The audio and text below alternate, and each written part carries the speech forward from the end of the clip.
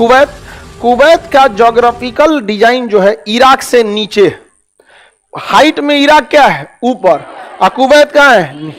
अगर बॉर्डर पे अगर तेल का कुआं ड्रिल करके निकाला जाए ना तो इराक का भी तेलवा किधर चला आएगा, कुवैत। कहां चला आएगा, कुवैत पे। अब कुवैत लगा इराक का तेल चुराने,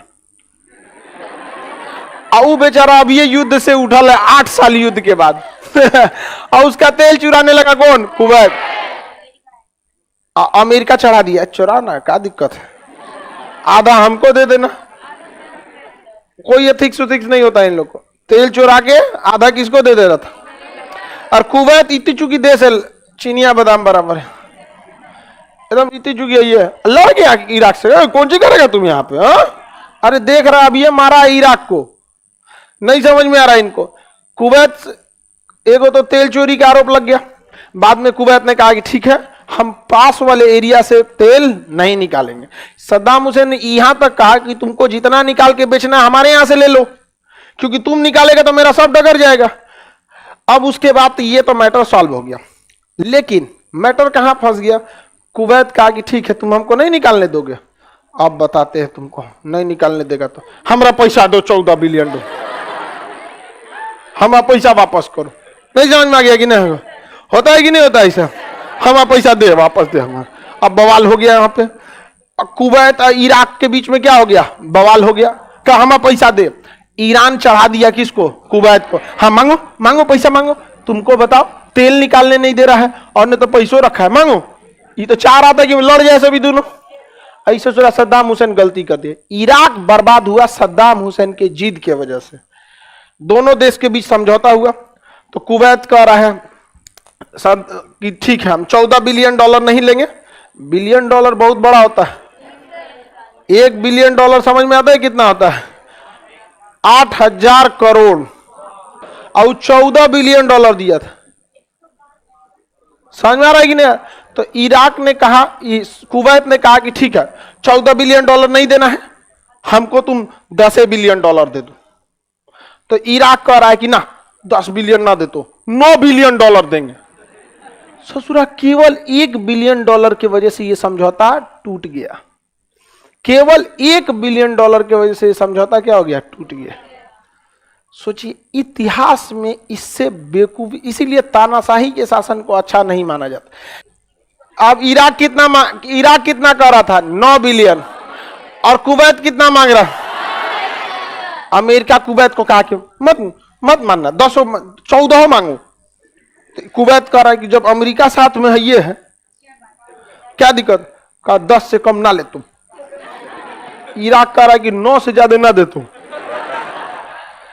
सद्दाम हुसैन सेनापति था, कोई चुना हुआ राष्ट्रपति तो था नहीं, सेनापति था, प्रधानमंत्री को हटा के अपने पर बन गया क्या चीज, देश का प्रमुख। सद्दाम हुसैन उठा, हमला कर दिया किस पर, कुवैत। 2 दिन पर पूरा कुवैत कब्जा, 2 दिन में पूरा कुवैत कब्जा। कुवैत का राजा भाग गया सऊदी अरब, कहा बचा लीजिए, मारा है, बहुत मारा है। सद्दाम हुसैन कब्जा कर लिया, अब पूरे कुवैत पर कब्जा कर लिया। कह नहीं, आप कह रहे हैं कि मान जा जो तेरा पूरा देश ले लिया हम यहाँ। ये इराक के सद्दाम हुसैन ने गलती किया था। यूएनओ ने वार्निंग दिया था कि आप 2 महीने के अंदर अंदर कुवैत खाली कर दीजिए, अन्यथा परिणाम भुगतने के लिए तैयार रहिएगा। तो अमेरिका, यूएनओ ने पहले आर्थिक प्रतिबंध लगाया कि कोई इससे व्यापार ना करे।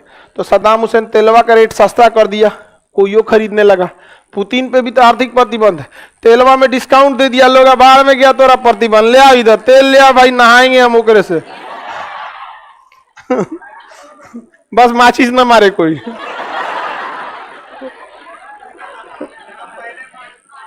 है ना, पहले माचिस मार दिया दिक्कत ना हो जाएगा आगे बढ़े।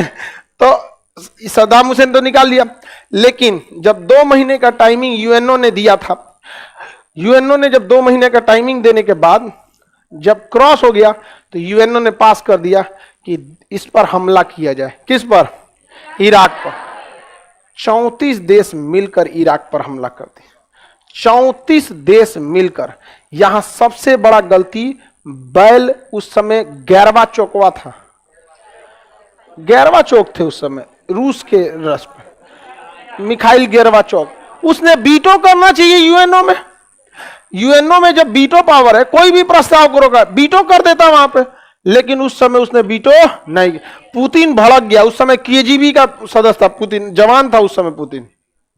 अब ये कौन सा बूढ़ा हुआ है, उस समय यंग एज का था पुतिन, 35-40 की एज का था। समझ में आ गया? 40 साल, 40 हमारे एज का पुतिन उस समय, आधा बूढ़ा। पुतिन भड़क गया, यार क्या कर रहा है तुम, वीटो लगाओ उसको, तुम्हारा देश के ऊपर सब मिलके मार देंगे सब, तुम क्या करोगे यहाँ पर। गिनती के तो देश रूस से सामान खरीदते हैं, उसमें एक ईरान था, एक इराक था। यूएनओ ने पास कर दिया और अमेरिका ने वीटो, अमेरिका ने किस पे कर दिया, रूस को, गोर्बाचोव की, यदि आप कोई वीटो लगाएंगे तो हम आपके ऊपर भी प्रतिबंध लगाएंगे। उस समय 1990 का ये दशक चल रहा था। कब चल रहा था? 1990। और रूस टूटा 1991। रूस खुद ही बिखर रहा था। रूस का आगे यार दुश्मनी नहीं लेना चाहिए, इसी का फायदा उठा के यूएनओ ने पास कर दिया सद्दाम हुसैन पर हमला किया जाए, इराक पर। 34 देश मिल के मारे थे सभी इराक को, 34 कंट्री, 34 देश मिलकर ऑपरेशन डेजर्ट स्टॉर्म, रेगिस्तान की आंधी, ऑपरेशन का नाम क्या था? Operation desert. 34 देश मिलकर बिना रुके दिन रात बम्बार्डमेंट किए थे। किसके ऊपर? इराक के ऊपर। 34 देश मिलकर, और यह इराक वार कहलाया। कौन सा वार? इराक वार। इसी को कहते हैं गल्फ वार। क्या कहेंगे?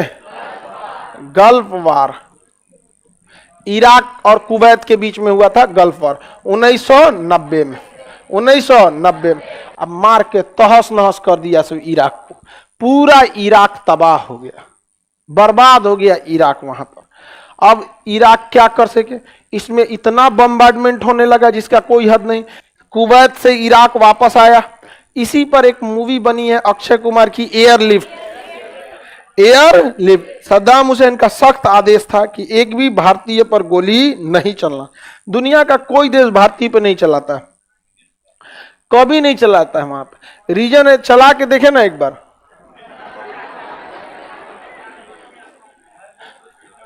चला के देख लिए ना, तो युद्ध कोई भी शुरू किया हो, खत्म हम लोग करेंगे। यहां पर बात करते हमारे देश के नागरिकों को मारेंगे। एयर इंडिया के जहाज को लैंड होने नहीं दिया था सब, एयर इंडिया के जहाज को लैंड होने नहीं दे रहा था सब। तालिबान वाला कहा कि नहीं, इंडिया वालों को भेज दो।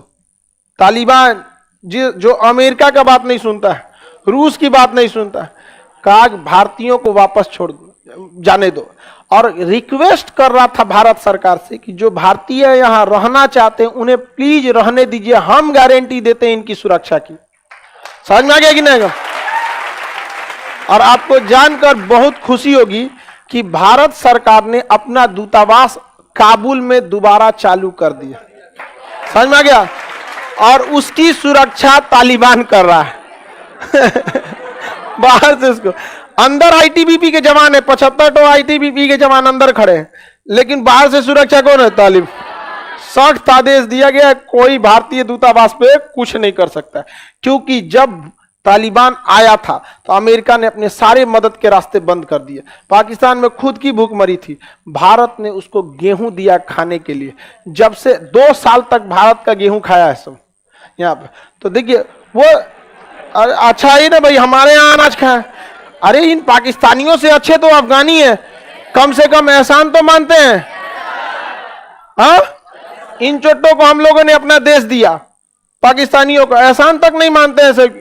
अरे एक बार कह देते तो क्या हो जाता कि बाप हमारा यही है।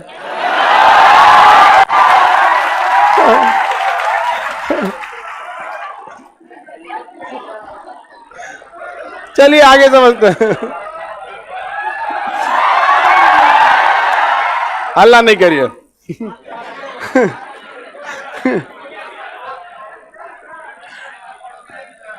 34 देश मिलकर किस पे हमला कर दिया?